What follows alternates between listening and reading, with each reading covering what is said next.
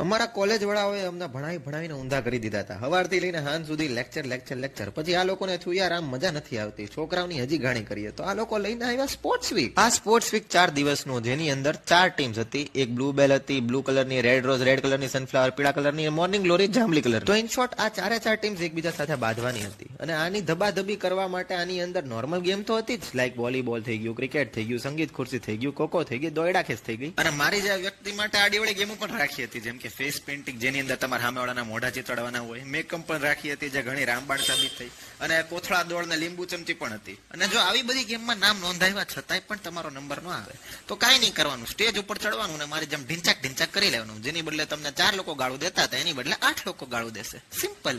તો અમારી પહેલી ગેમ હતી ફેસ પેઇન્ટિંગ, જેમાં આપણે આપણા પાર્ટનરના ફેસ ઉપર ગમે એ દોરવાનું હોય. મારા પાર્ટનરે મને કીધું હતું કે હું તારા ફેસ ઉપર જોકર દઉં. હું અહીંયા બેટમેન વાળા જોકરની રાહ બેઠો હતો, પણ ભાઈએ મને સર્કસ વાળાથી જાય એવો જોકર બનાવી દીધો હતો. તો અમે અમારું પહેલું મુહૂર્ત હારવાનું અમે અહીંયાથી જ શરૂ કર્યું.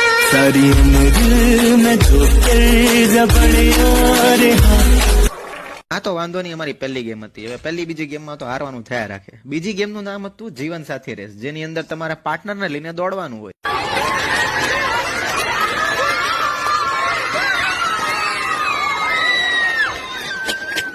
અને અમે લોકો આમાંય હારી ગયા. કશો વાંધો નહીં, હજી ઘણી ગેમ પડી. પછી ત્રીજી ગેમ આવી ટગ ઓફ વોર, જેની અંદર અમારી ટીમમાં તો ઘણા પહેલવાન અને હટ્ટા હતા. તો અમને લાગ્યું કે આ ગેમ તો અમારી, પણ જે ટીમમાં હું હોઉં એ ટીમ કોઈ દિવસ જીતે નહીં.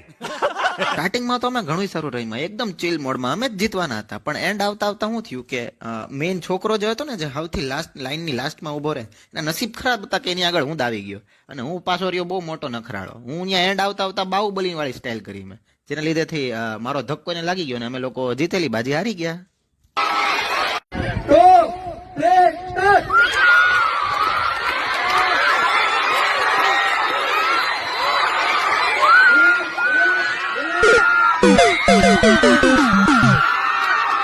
क्या कर रहे हैं?